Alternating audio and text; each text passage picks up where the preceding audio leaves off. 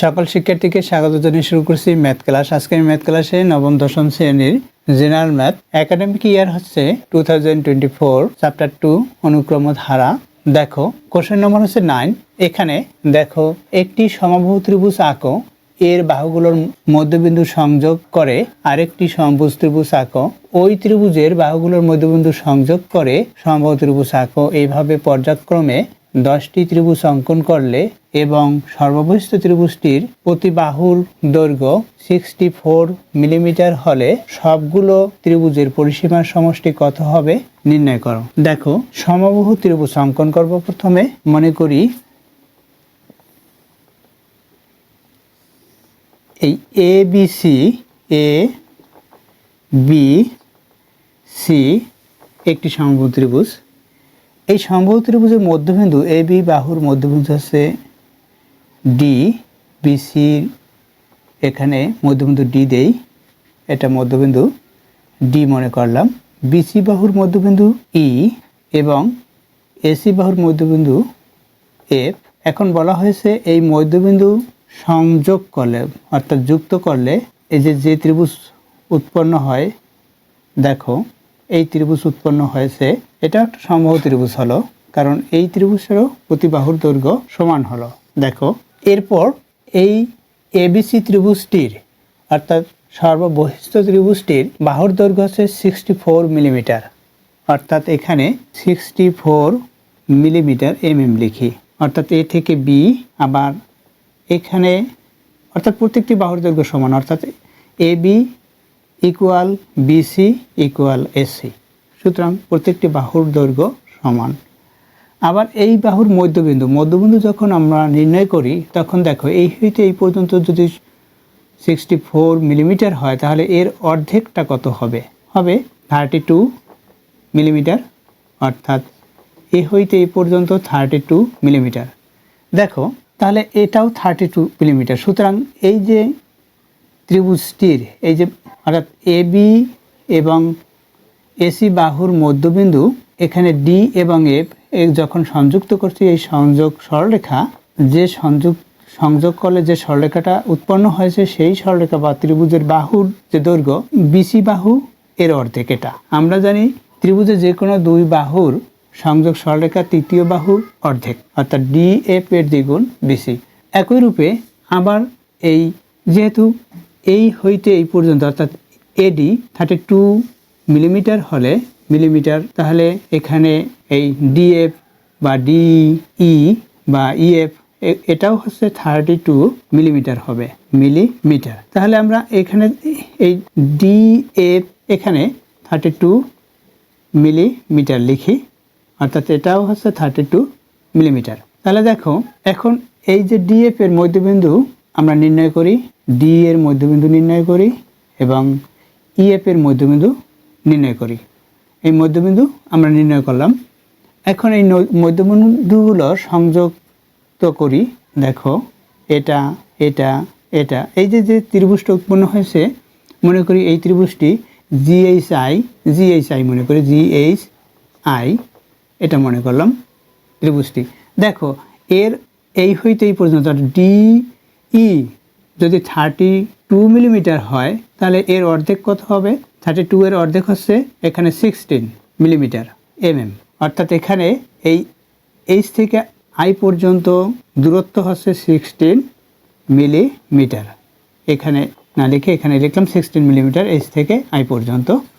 তাহলে এটা প্রত্যেকটা বাহুর দৈর্ঘ্য এটা এটা এটা সমান, যেহেতু এটি সমবাহু ত্রিভুজ অর্থাৎ জিএইচআই সমবাহু ত্রিভুজটি আমরা অঙ্কন করেছি। দেখো তাহলে এই ত্রিভুজটার পরিসীমা কি হবে, যে কোনো ক্ষেত্র অর্থাৎ ত্রিভুজ হোক, চতুর্ভুজ হোক, পঞ্চভুজ হোক, এর পরিসীমা হয় ওই বাহুগুলোর সমষ্টি, অর্থাৎ A B plus BC plus CA এগুলো করলে, অর্থাৎ কি এখানে এ বি ইকুয়াল হচ্ছে 64।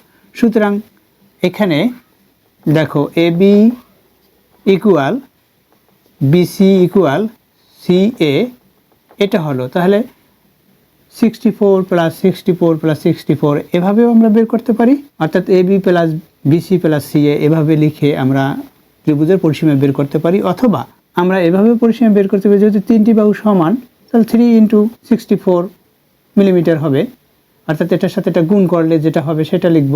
এভাবেও পরিসীমা বের করতে পারি, অর্থাৎ 3 গুণ 1 বাহুর দৈর্ঘ্য। তাহলে এখন এই যে প্রদত্ত বর্ণনা থেকে আমরা লিখতে পারি নম্বর 9। প্রথমে লিখি, দেওয়া আছে ত্রিভুজের সমবাহু ত্রিভুজের বাহুর দৈর্ঘ্য, এগুলো আমরা লিখতে পারি যা দেওয়া আছে। এখানে বলা হয়েছে, দেখো সর্ববহিস্থ ত্রিভুজটির বাহুর দৈর্ঘ্য এত।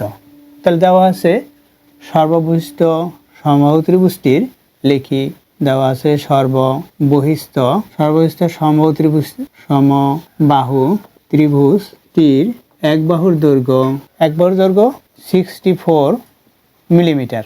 মিমি লেখা, সুতরাং মিলিমিটারেই হবে, 64 মিলিমিটার এক বাহুর দৈর্ঘ্য।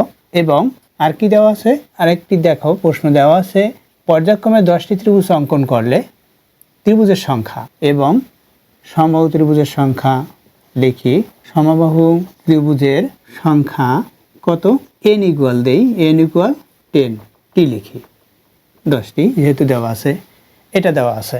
তাহলে এখন আমরা বর্ণনা লিখি, মনে করি এ বি সি সমবাহু ত্রিভুজ, লিখি মনে করি এ বি সি একটি সমবাহু ত্রিভুজ, একটি সমবাহু ত্রিভুজ। সুতরাং এ বি বাহু ইকুয়াল বিসি বাহু ইকুয়াল সি এ বাহু বা এসি বাহু ইকুয়াল 64 মিলিমিটার। এখন এই সমবাহু ত্রিভুজের পরিসীমা বের করব, যেহেতু পরিসীমা বের করতে বলেছে। সুতরাং ত্রিভুজ এ বি সি এর পরিসীমা, যেহেতু পরিসীমা বের করতে বলেছে তাই আমরা পরিসীমা বের করব। ত্রিভুজ এ বি সি এর পরিসীমা হচ্ছে 3 × বাহুর দৈর্ঘ্য, এর সাথে একক থাকবে, কারণ একক হিসাবে এখানে মিলিমিটার আছে, তাই ইকুয়াল 3 × বাহুর দৈর্ঘ্য কত, 64 মিলিমিটার, ইকুয়াল আমরা লিখি গুণ করি, এটার সাথে এটা 3 দিয়ে 4কে গুণ করি, 12 হবে, 12-এর 2, 12-এর 2 লিখেছি। এখন 3 দিয়ে 6কে গুণ করি, 18 হবে, 18-এর সাথে 1 প্লাস করি, 19 হবে, এত মিলিমিটার, অর্থাৎ 192 মিলিমিটার হলো এবিসি ত্রিভুজের পরিসীমা। দেখো এরপর কি বলেছে, এই ত্রিভুজের সংযোগ, দেখো এখানে দেখো এর বাহুগুলোর মধ্যবিন্দু সংযোগ করে আরেকটি ত্রিভুজ আঁকো। সমবাহু ত্রিভুজ আরেকটি আঁকতে বলছে, এর বাহুগুলোর মধ্যবিন্দু আমরা পেয়েছি ডি ই এফ। তাহলে এভাবে লিখতে পারি এ বি, এরপর বিসি, সি এ বাহুগুলোর মধ্যবিন্দু যথাক্রমে। সংক্ষিপ্তভাবে লিখি এবিসি ত্রিভুজের, তাহলে লিখি ত্রিভুজ এ বি সি এর বাহুগুলোর মধ্যবিন্দু যথাক্রমে ডি ই ও এফ। অথবা এভাবে না লিখে এবি বাহু এর মধ্যবিন্দু ডি, বিসি বাহুর মধ্যবিন্দু ই এবং এসি বাহুর মধ্যবিন্দু এফ অঙ্কন করি, এবং এই মধ্যবিন্দুগুলো মানে ডিই, ই এফ এবং ডিএফ যোগ করি। এভাবেই যে সংযুক্ত করতে বলছে, সংক্ষিপ্ত লিখে, বর্ণনা কম লিখে শেষ করতে চাই। দেখো তাহলে ত্রিভুজ এবিসি বাহুগুলোর মধ্যবিন্দু ডিএফ লিখি, এখন ডিই, ইএফ ও ডিএফ যুক্ত করি বা সংযুক্ত করি, যুক্ত করি, সংক্ষিপ্ত লিখি, যুক্ত করলাম। তাহলে ডিএফ সমবাহু ত্রিভুজের এখানে যেহেতু একটি সমবাহু ত্রিভুজ হলো ডিইএফ, এই সমবাহু ত্রিভুজ হয়েছে, এই সমবাহু ত্রিভুজটির পরিসীমা বের করব, যুক্ত করি, লিখি। তাহলে ত্রিভুজ ডিইএফ এর পরিসীমা,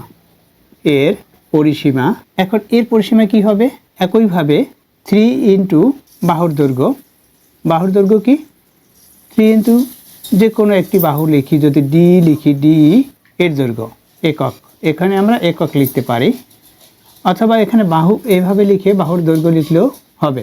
এখন এখানে আমরা সাইড নোটে কী লিখতে পারি, দেখো সাইড নোটে আমরা লিখতে পারি, এখানে ত্রিভুজের যে কোনো দুই বাহুর সংযোগ সরলরেখা বা সংযোগ রেখা, লিখি ত্রিভুজের যে কোনো সংযোগ রেখা তৃতীয় বাহুর অর্ধেক, তার বিপরীত যে তৃতীয় বাহুটি অর্ধেক। অর্থাৎ এইভাবে যদি আমরা সমবাহু ত্রিভুজ অঙ্কন করি, এখানে মধ্যবিন্দু নির্ণয় করলাম মধ্যবিন্দু যুক্ত করলে এই ত্রিভুজের যে কোনো দুই বাহু সংযোগ সরলরেখা তার তৃতীয় বাহুর এটা অর্ধেক।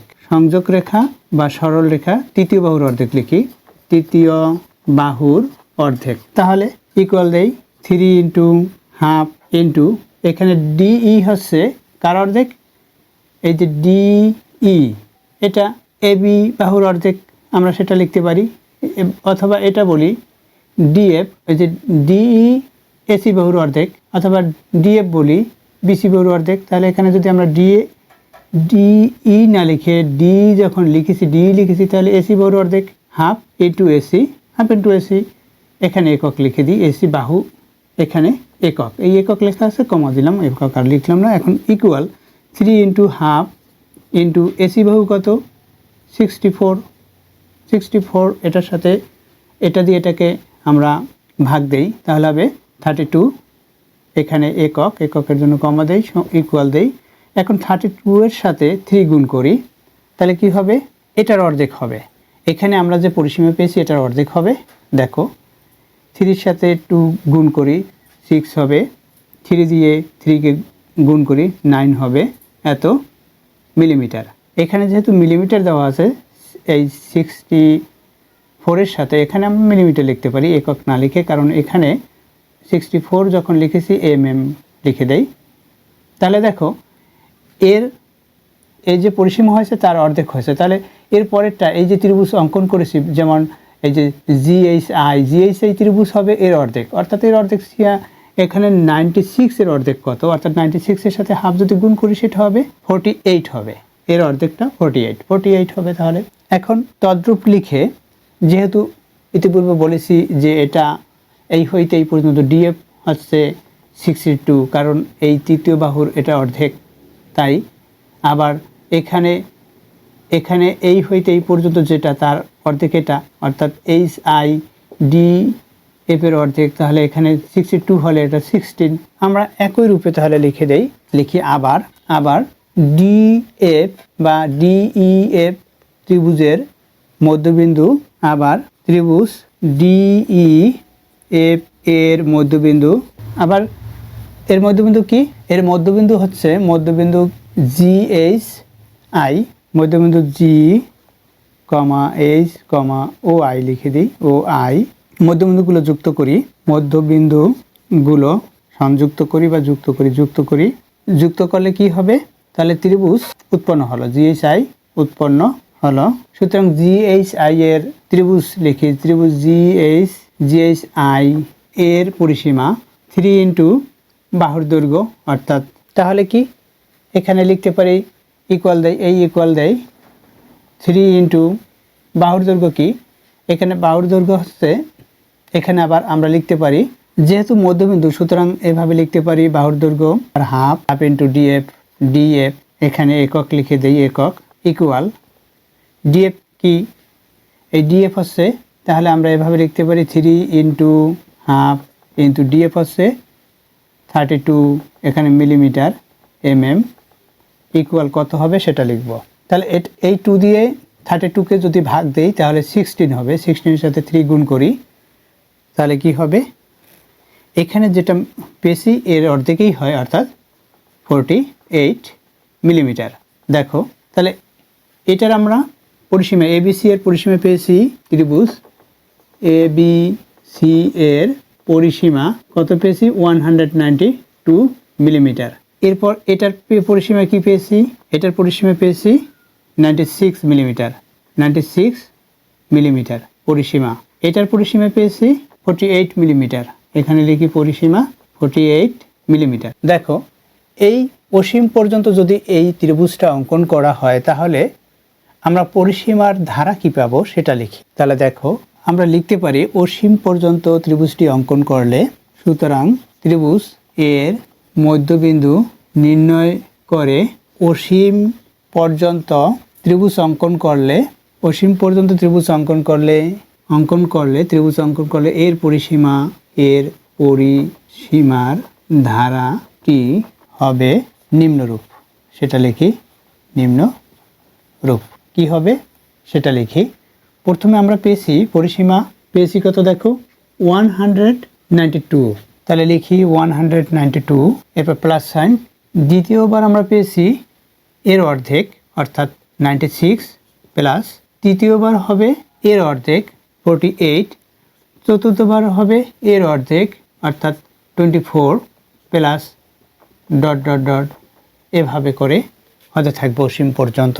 দেখো এখানে দেখো এর দ্বিগুণ এটা অর্থাৎ 24 এর দ্বিগুণ হচ্ছে 48, এটার দ্বিগুণ এটা 96 অর্থাৎ 48 এর দ্বিগুণ হচ্ছে 96, 96 এর দ্বিগুণ হচ্ছে 192।